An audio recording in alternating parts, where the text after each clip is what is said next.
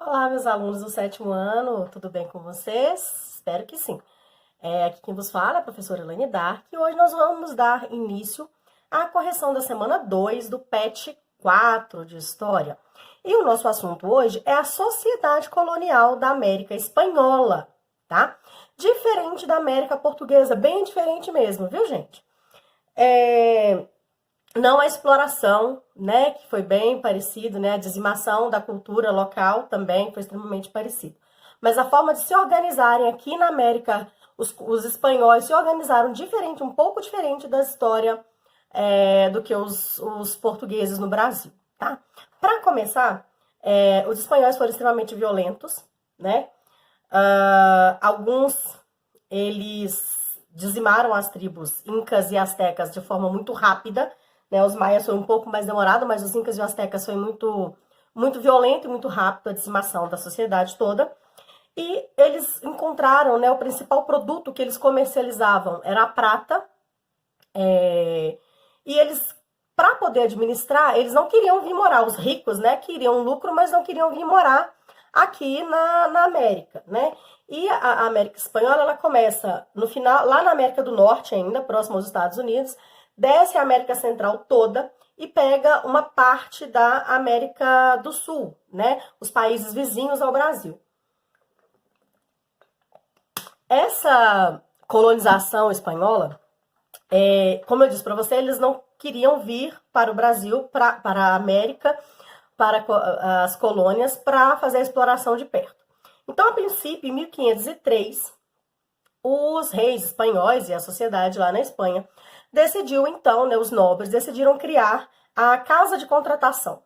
Essa Casa de Contratação era um órgão do poder que era responsável por administrar as colônias aqui na América Espanhola, na região onde a Espanha estava dominando. Então, essa Casa de Contratação era responsável por cobrar os impostos, por enviar as pessoas para o Brasil, para a América, que deveriam vir, né?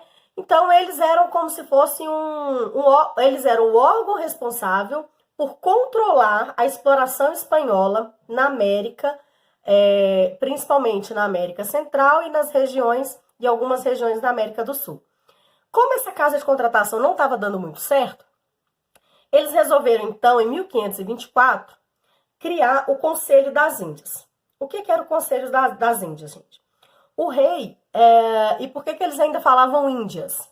Porque ainda não era um continente definido como América, tá? Eles ainda não tinham definido que era um novo continente, que era o continente americano, tá bom?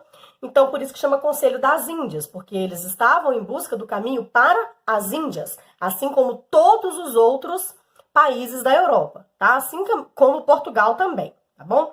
Então, por isso que a gente fala Caminho das Índias, Conselho das Índias. Esse Conselho das Índias, o rei dava a pessoas da confiança dele, a nobres, óbvio, né, da confiança dele, o papel de tomar decisões em nome da coroa portuguesa na América, da coroa espanhola, perdão, aqui na América. E aí, essas pessoas se tornavam aquilo como se fossem vice-reis. Então, eles vinham para a América, porque ficou mais vantajoso, né, trazer essas pessoas da confiança do rei para a América Espanhola, para controlar de perto a extração das riquezas e dos metais preciosos, das pedras preciosas de uma maneira em geral. Então, ficava mais lucrativo ter essas pessoas da confiança do rei aqui na América Espanhola, nas colônias espanholas, do que uma casa de contratação lá na Espanha, que estava muito longe do que estava acontecendo aqui. Então, o rei vai escolher algumas pessoas da confiança dele e vai criar aqui na América Espanhola 4 vice-reinos. Era como se fossem 4 pedacinhos da Espanha aqui na América. Ele criou o vice-reino do Peru, o vice-reino da Nova Espanha, o vice-reino da Nova Granada e o vice-reino do Rio da Prata. Esses 4 vice-reinos, gente, eles vão ser responsáveis pela extração e pelo controle das colônias espanholas. Além de criar os 4 vice-reinos, eles criaram também as 4 capitanias hereditárias, que eram pontos estratégicos, tanto para defesa do território quanto para ataque, se caso fosse necessário, tá? As capitanias eram Cuba, Venezuela, Guatemala e Chile. Então, nós temos 4 vice-reinos e 4 capitanias que eram administradas, 4 capitanias gerais, que eram administradas também por pessoas da confiança do rei, e eram em pontos estratégicos. Diferentemente da coroa americana, da coroa portuguesa na América, os espanhóis utilizaram muito a mão de obra escrava indígena. Inclusive, eles criaram 2 formas de ter o trabalho indígena meio que justificado, tá? A escravidão meio que justificada, que era a encomienda e a mita. A encomienda, eles cobravam impostos dos índios, só que o índio não tinha como pagar esse imposto. O que ele fazia? Ele falou, olha, já que você não tem como pagar o imposto, você vai trabalhar para pagar o imposto. Então, meio que tipo assim, os índios tinham que trabalhar para pagar o imposto que eles nem deviam, né? Porque os índios estavam na terra deles, com a cultura deles, com a história deles. Aí chegaram os espanhóis e falaram, olha, você me deve. Eu devo? Eu não sei, nem sei o que é isso. Mas a partir de hoje você me deve e você tem que pagar impostos. E esses impostos, se você não tiver condições de pagar esses tributos, você trabalha para mim alguns dias e aí a gente quita essa dívida, que antes nem existia, né? Ela foi inventada, ela foi criada. Mas beleza. E com isso eles ainda usavam os índios para poder catequizá-los, né? Trabalhando compulsoriamente, né? Obrigatoriamente, os padres, né, da época, os padres católicos, ainda ajudavam a catequizar e evangelizar esses índios. E tinha a mita. A mita era parecido com o que os incas já faziam, tá? Que também era um trabalho compulsório, né? Era um trabalho obrigatório. E, inclusive, os chefes de algumas tribos ajudaram os espanhóis a meio que domesticar os índios, né? Os seus súditos, digamos assim, né? Eles deveriam trabalhar para os espanhóis em determinados períodos de tempo, tá? Sem poder se ausentar do trabalho. Então, era mais obrigatório do que a encomienda ainda, né? Só que a encomienda surge a partir de uma mentira. E a mita já era o trabalho forçado.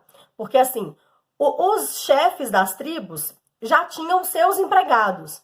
Aí, o chefe lá do vice-reino ou da capitania geral, normalmente do vice-reino, ele obrigava aquele chefe, ele fazia um acordo com aquele chefe daquela tribo, fazendo com que os empregados deles, né, dos chefes das tribos, trabalhassem para eles, para os espanhóis, tá? Então, a mita, na verdade, era um acordo entre os espanhóis e os chefes indígenas. A encomienda era a cobrança de uma dívida que nem existia, tá bom? A sociedade colonial espanhola, ela era dividida basicamente em 5 camadas, tá? Primeiro nós temos os chapetones. Quem eram os chapetones? Eram os espanhóis originários da Espanha, ou seja, eram os espanhóis que vieram morar aqui na América. Esses chapetones ocupavam todos os cargos mais altos, tá? Segundo, existiam os crioulos. Os crioulos eram os filhos desses espanhóis que tinham nascido aqui na América. Então, eles ocupavam cargos altos, mas não chegavam ao nível dos chapetones de forma alguma, tá bom? Embaixo dos crioulos tinha os mestiços, que são os crioulos, gente, são filhos de homens e mulheres espanhóis, um casal da Espanha, tá? Os mestiços eram filhos de espanhóis com mulheres indígenas. Então, esses aí ocupavam cargo político nenhum, né? O poder econômico deles era baixíssimo, porque eles eram pequenos comerciantes, pequenos proprietários de terras, mas um poder bem menor, tá? E em quarto nós temos os indígenas, que a administração só das terras que sobraram para eles, né? E trabalhavam fazendo reparos, né? Trabalhando com o passar do tempo, né? A mão de obra deles vai ser substituída pela mão de obra escrava africana. Então eles vão trabalhar em pequenos serviços, tá? E, por último, os negros escravizados. Esse a gente já sabe que não tinha direito a absolutamente nada. E a gente sabe também que essa sociedade americana, espanhola, né, que se desenvolveu na América, a sociedade espanhola que se desenvolve aqui, ela era uma sociedade dividida de acordo com corrente sanguínea. Quanto mais perto o seu tipo sanguíneo for de um espanhol original, mais poder você vai ter. Quanto mais longe, menos poder você vai ter. É meio difícil a gente entender isso, mas eles seguiam a regra da questão hereditária sanguínea, tá? Se você é um espanhol puro, você tá no topo. Se você já é um espanhol puro, mas você nasceu na América, então você desce um degrau. Se você é filho de um espanhol com uma indiana, né? Com uma indígena, perdão, né, gente? Indiana não. Com uma indígena, ele já cai mais ainda, já vai para o terceiro posto, que são os mestiços. Os indígenas não têm parentesco sanguíneo nenhum com os outros três, e os negros e os africanos menos ainda, tá bom? Então, nós vamos agora para a correção das atividades, ok? Olá, agora nós vamos então corrigir as atividades, né? Semana 2 do PET 4, o nosso tema Sociedade Colonial na América Espanhola. Aqui nós temos um pequeno texto explicando sobre os vice-reinos, as capitanias. Ele está um pouquinho incompleto, mas eu vou falar para vocês um pouco mais durante as atividades, tá bom? Fala também sobre a administração colonial, tá? Sobre o motivo, a vantagem, né, de se transferir o domínio da coroa espanhola para a América. Aqui no começo da outra folha nós temos a divisão da sociedade, que são os chapetones, crioulos, mestiços, indígenas e os negros escravizados. Aqui nós vamos começar com as atividades. Sabe-se que a sociedade colonial da América Espanhola era pautada na desigualdade social, divisão hierárquica de trabalho e representatividade política e da exploração violenta dos mais poderosos sobre as camadas mais necessitadas. De acordo com as informações contidas no texto acima e do seu livro didático, responda: quais os motivos que levaram a coroa espanhola a dividir as colônias em 4 vice-reinos? Trecho do texto, tá, gente? Entretanto, não tardou para perceberem que seria muito mais vantajoso administrar as colônias a partir de seus próprios territórios, levando a força administrativa da coroa para o Novo Mundo, enfatizando a subordinação dessas administrações coloniais à metrópole europeia. Por que era mais lucrativo, gente? Isso também está no texto, tá? Esse texto, essa parte da resposta aqui, tá no terceiro parágrafo.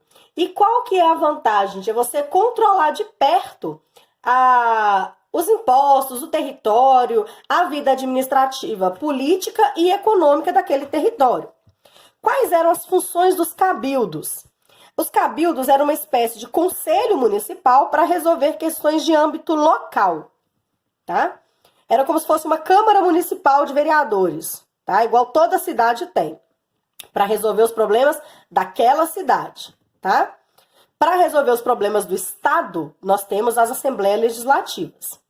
E para resolver os problemas do país, nós temos a Assembleia, nós temos o Congresso Nacional, nós temos o Senado Nacional, tá? Que é para resolver os problemas do país todo. Como funcionava aqui no Brasil, tá, gente, que eu tô falando? Como funcionavam os sistemas de exploração da encomenda e da mita? Encomenda. Os espanhóis cobravam tributos dos impostos, tributos é a mesma coisa que impostos dos indígenas, que eram pagos com trabalhos nas minas, dando lucro à coroa espanhola, além de promover a catequese desses nativos. Mita. Os espanhóis, juntamente com os chefes tribais, obrigavam as pessoas a trabalhar compulsoriamente nas minas, por determinado período de tempo, sem poder ausentar-se neste período.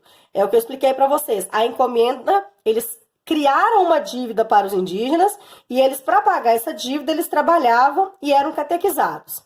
A mita era um acordo entre os espanhóis e os chefes da tribo para fazer com que as pessoas que faziam parte dessa tribo trabalhassem de graça para os espanhóis. Grupo social da Sociedade Colonial da América Espanhola. Trabalhavam de forma compulsória nas grandes plantações, negros e escravizados, né, os negros que vinham da África. Geralmente administravam os cabildos, eram filhos de espanhóis, os crioulos, que é a segunda camada da sociedade. São espanhóis, mas espanhóis nascidos na América. Ocupavam os mais altos cargos da colônia, como o de vice-rei, são os chapetones, são espanhóis vindos da Espanha. Grupo mais numeroso, foi bastante explorada no início da colonização, indígenas. Pequenos comerciantes não tinham muito prestígio social devido à sua origem, mestiços. Quais países atuais estão inseridos nos territórios que antes pertenciam a cada vice-reino? Na folha da apostila, gente, no PET, está um pouco incompleto. Aqui eu coloquei ela totalmente completa, ok? Vice-reino da Nova Espanha, México. Vice-reino do Peru, Chile e Bolívia. Vice-reino de Nova Granada, Venezuela, Colômbia e Equador. E vice-reino do Rio da Prata, Argentina, Uruguai e Paraguai. Vou mostrar aqui no mapa para vocês aonde estão esses vice-reinos. Aqui nós temos o vice-reino da Nova Espanha. A gente não tá dando para ler porque a impressão não ficou muito boa. Aqui tá a Nova Espanha, tá? É o primeiro vice-reino.